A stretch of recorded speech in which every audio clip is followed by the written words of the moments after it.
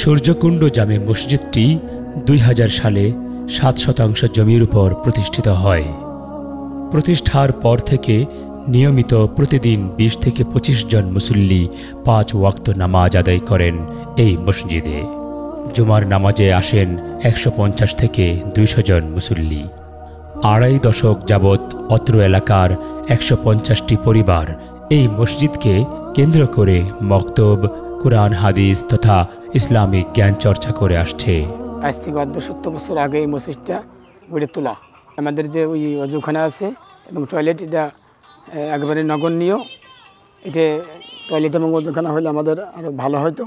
এখানে প্রত্যহ ৫ ওয়াক্ত সালাত আদায় করা হয়। মুসল্লিদের আসলে স্থান সংকুলের কারণে নামাজ আদায়তে একটু সমস্যা হচ্ছে। আমাদের স্বপ্ন ছিল এই মসজিদটা অনেক বড় করা, কিন্তু আসলে আমাদের আর্থিক সংকলনের কারণে আমরা এই প্রতিষ্ঠানটা আসলে করতে পারছি না। তো আপনাদের যদি প্রচেষ্টায় আমাদের মসজিদটা হয়, আমরা চিরকৃতজ্ঞ থাকবো আপনাদের কাছে।